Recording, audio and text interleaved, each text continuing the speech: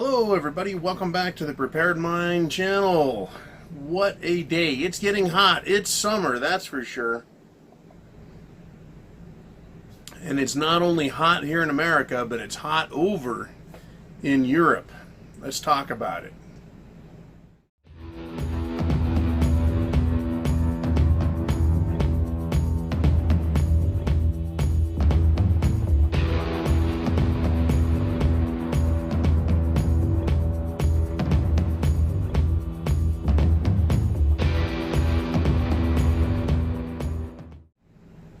So what am I talking about? Wow, man, it's heating up. Heat.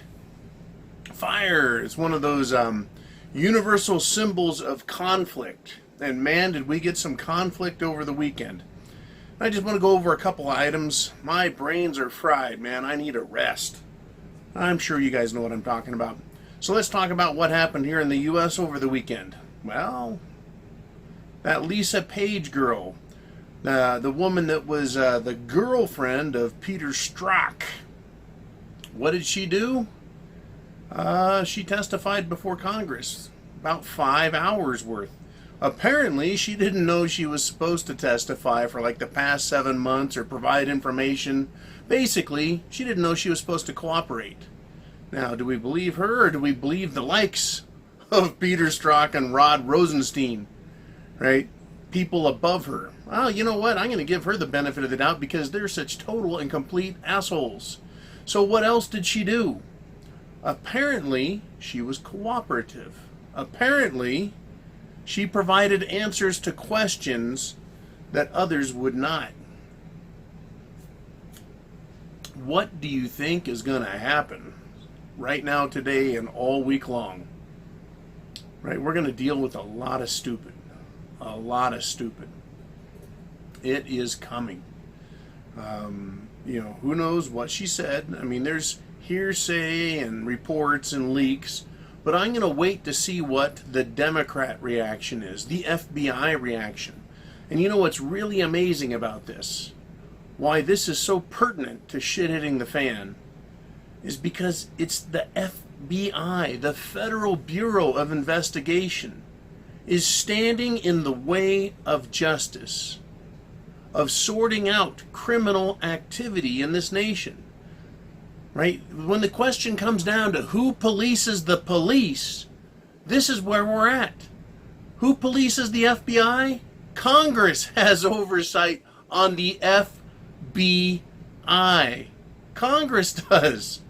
So who's going to police the police? Congress is going to police the FBI. And who's been stonewalling? The FBI. Who refuses to testify? The FBI. Who refuses to answer questions? The FBI. Who is acting like a bunch of arrogant buttholes? The FBI.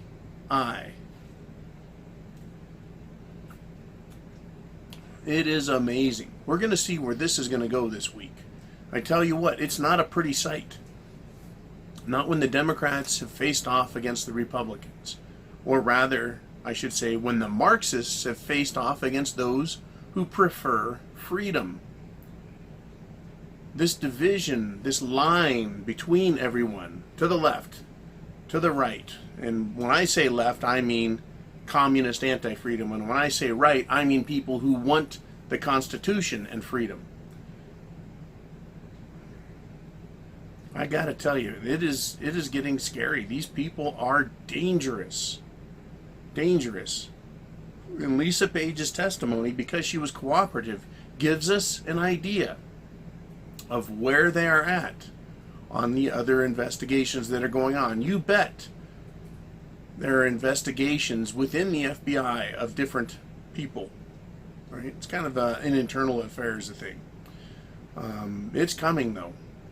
I tell you what, I really believe that we should best prepare for scorched earth.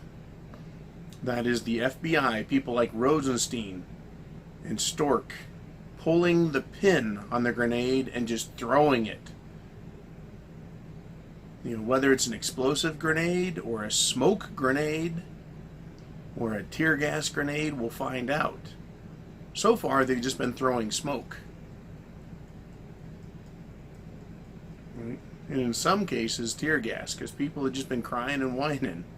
But at some point, there's going to be explosives thrown, and people are going to be blown away by what it is that we have to learn about what is going on. What a wild, fucked up situation.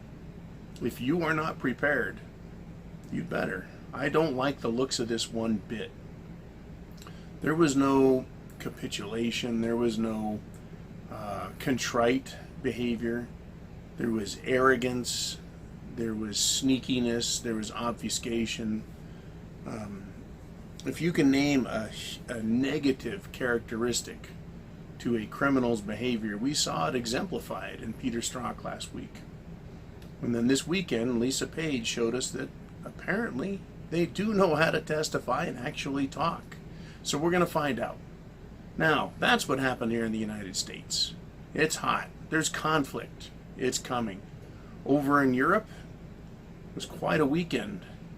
President Trump and his wife, Melania, aka the First Lady, they visited the UK. Now, over in the UK, guess who organized the biggest anti-Trump efforts? That would be the mayor of London, Mr. Khan, K-A-H-N, believe he's a Muslim. He organized anti-Trump rallies, demonstrations, marches, protests. They even had a big fat baby balloon. It was painted up to look like Trump. So you can see the tremendous amount of conflict and opposition to Trump. And it's for a little bit different reason over there than there is in America with the FBI. Or is it? Right. It's the same opposition to Trump. This is my opinion. You guys can have your own, of course. Tell me if I'm wrong. But it's the same opposition. It's just what power, what authority do different people in different jurisdictions have? Regular people like us, we can do nothing but complain, whine, protest, do videos. If you're the FBI, you can sweep crimes by your allies under the rug, and you can make up crimes about your opponents and try and frame them. That's what's going on by the FBI. Now, over in Europe, what can the mayor do about Trump? Well, not a fucking thing. He's a head of state, and he can't do anything, but he's powerful enough and influential enough to host a protest and a march. And they did. He opposes Trump for the same reasons the FBI does. They don't want him in power. He is not playing the game properly. This is fabulous. It's amazing. Right? I am tired of the status quo. Aren't you? Weren't you sick and tired of Clinton, then Bush, then Obama, and then who was going to be next? Clinton. We're tired of the status quo, the bullshit, the lies, nothing ever changing the way it ought to, which is for freedom. We've learned our lessons about communism and socialism. It doesn't fucking work. We've learned our lessons about fascism. It doesn't work. We've learned our lessons about big government. It doesn't fucking work. What does work? Freedom. Freedom works. So we finally get a president who is pushing back little pieces here and there on the rest of the world, saying, hey, look, we're not going to play your stupid game. Right? And so what has he done? Well, fuck, it's scary as fuck, because he's not being status quo. He's going after, right, the trade. And since NAFTA was started in the Clinton administration, Americans have been pissed off and saying, no more NAFTA, no more TPP and ITP and PPIP, all these fucking letters which mean screw you, America. And he's reversing it. And people are still not happy with him, right? They still want to believe that Trump's part of the deep state. He's part of the secret cabal. He's just another puppet. Well, I don't know, but what I do know for sure is he is stirring the pot. He's pissing people off, and he's making changes. Now, as preppers and patriots, you can say, hey, you know, that's probably a good thing. But basically, as a prepper, you got to say, hey, you can't trust what's going on. The reaction of other nations and the leaders of other nations We can't know exactly what they're going to be because they're different cultures with different economies, different perspectives. Right? The United States is one of the big boys on the block. Other nations are not. They're beholden to larger countries around them. So Trump is out there throwing rocks at other glass houses. And we do have a bit of a glass house here in the U.S. as well. But he's saying no more. And so it's pissed off Europe. Right? He sat at a table and had Merkel and Macron stand over him and tell him this and that. And he said no. And then this weekend he has basically said, hey, look, the EU, Russia, and China are foes. Now, he didn't use the word enemies, but the word foe means adversary or opponent. Not in a military sense, but in a different kind of sense. They are opposing him, opposing what he wants. Now, is Trump necessarily right? How can we know until after everything has happened and we go, yeah, he did well, or he fucked up? Is he right? I don't know. I hope he's going to be right. Europe is looking at what he's saying and saying, is he right? And they're saying, no. A lot of people do support Trump in Europe, by the way, and the UK. A lot of people support him, but what groups of people are going to get media press? Well, his opposition. The opposition. You know, the status quo is going to get the media press. The mainstream is going to get the press attention. But let's just look at what Trump and his wife did. They met the Queen. Trump shook her hand. Trump did not bow. Melania did not curtsy. Now, I mean, just thinking of the thing of bowing, it could have just be polite. You know, a little bow. Hey, I recognize you. No. So he refused to do that, which means at that level, it has much more significance than it does down here on the street with you and I. You know, where we would bow and do a high five or shake someone's hand, you know, showing that you're contrite or that you're on par with somebody. Trump did not do that. It's a very interesting indicator, right, that he holds everyone else as equals. He does not submit to them. Is that or is that not a strong leader? He put Andrew Jackson's wall or painting on the wall in the White House. Is that or is that not a strong indicator and a strong leader to do something like that, knowing those who don't like him? So Trump is doing quite a bit over there. Now, the negative part is those that don't like him are going to become more virulent in speech, in action, in support. People like Soros. He's going to be all the more inspired to use non-government organizations here in the United States to cause problems politically and socially and economically. That is not, how do I put this? He's not a poor guy. He is extremely wealthy. Soros. It's amazing when individuals and corporations have power and money on par with governments. It's fascinating. It's fascinating. So what we've got with Trump is he's over there and he's racking heads. He's knocking heads. He's making foes. That is, people that are going to oppose him. And what's upsetting is that the president is on foreign soil.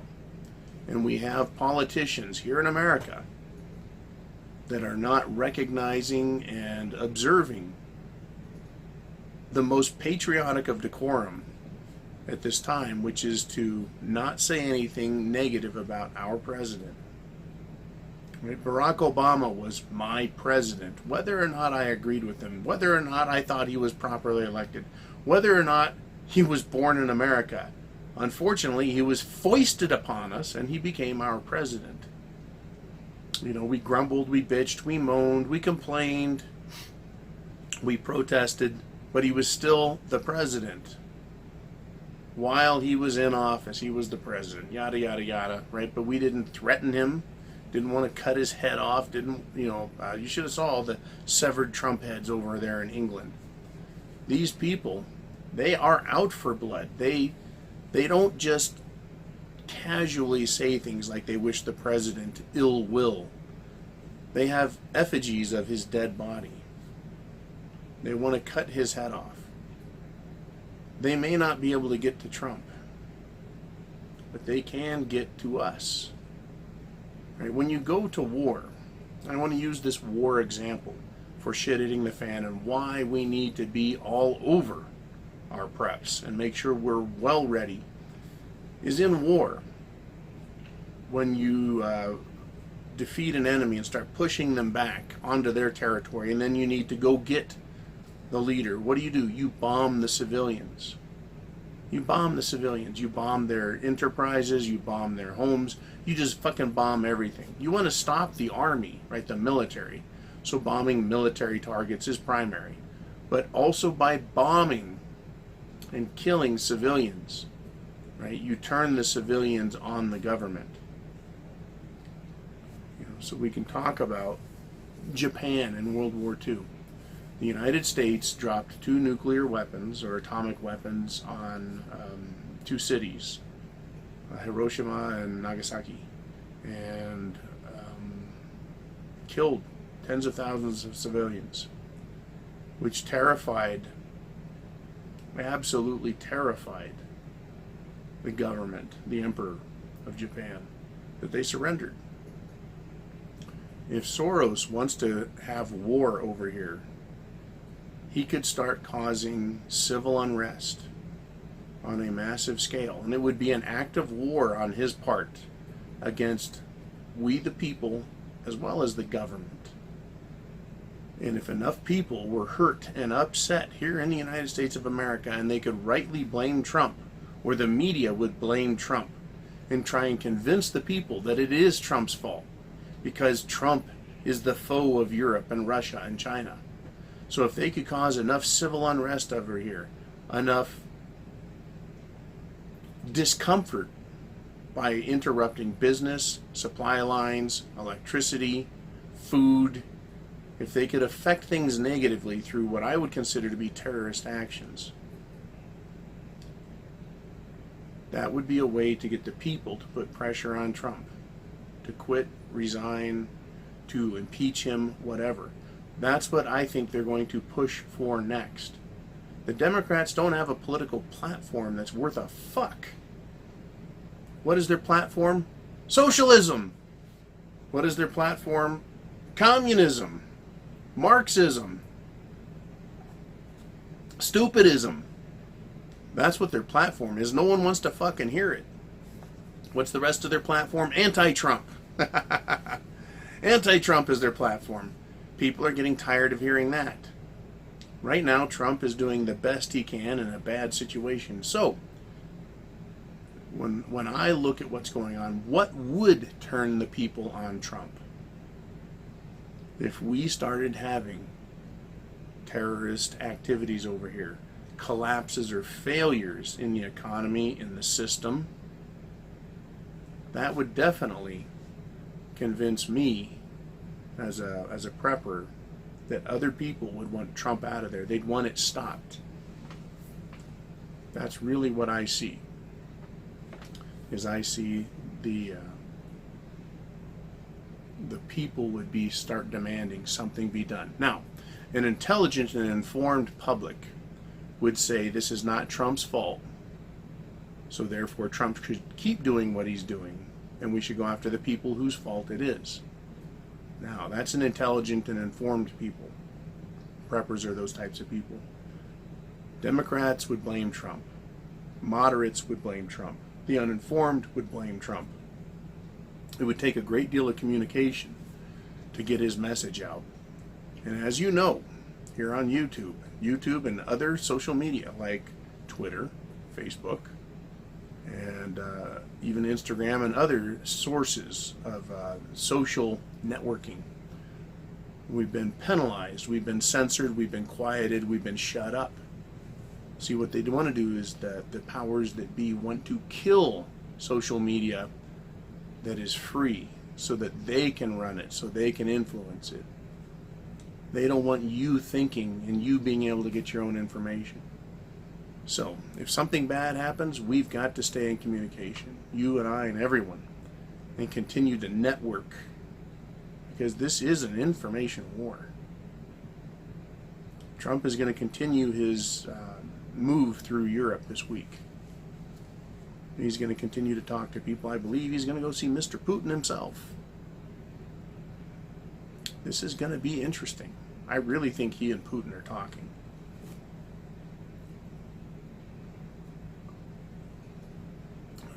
Well ahead of time.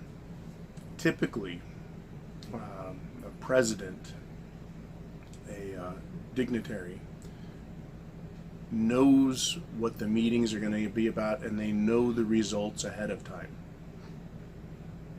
You don't go over somewhere and try and convince somebody of something that is a stretch, because then there are odds of failure, and no diplomat, no head of state wants to return to his homeland as a failure. So that's why I'm saying Trump and Putin have probably already talked and worked out a deal. And this is going to be the window dressing. It's going to be the photo op for them to shake hands and say, yeah, we made progress. Yeah, we came to terms. Yeah, this is the agreement. The rest of the world doesn't understand that's how this shit works. As a result, it won't be until after Trump gets back that we start seeing the extreme and severe backlash that's going to come from all the social justice warriors, all the Hillary supporters, all of the socialist Marxists out there. It's going to get worse. For me, I'm kind of in an out of the way area of the country. I'm going to watch with much anticipation.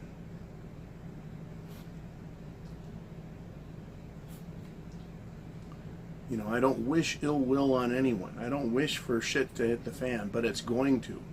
And ill will is going to find people. It's not going to be my fault. But I'm definitely going to be prepared.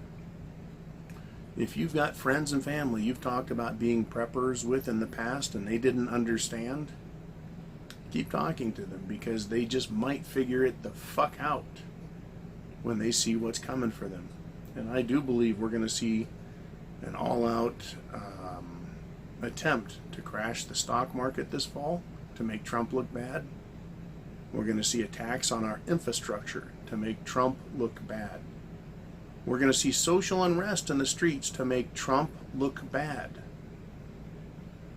And it's going to divide our nation on a partisan level. That doesn't make Trump look bad. But if you recall last year and the year before and back on Occupy Wall Street, the Marxists went out there marching. And what did they do? They shut down public areas. They shut down public streets.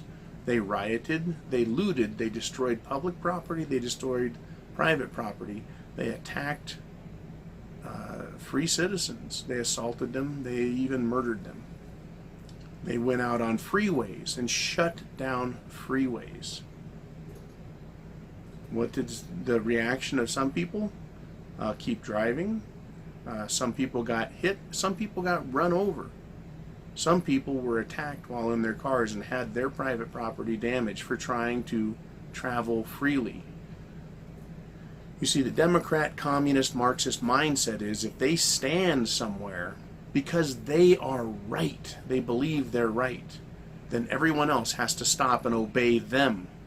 It's a radical mindset. It's a dangerous mindset because they're taking action. They're a sovereign individual citizen, these Marxists. And they're going to make their will. They're going to impose their will over others.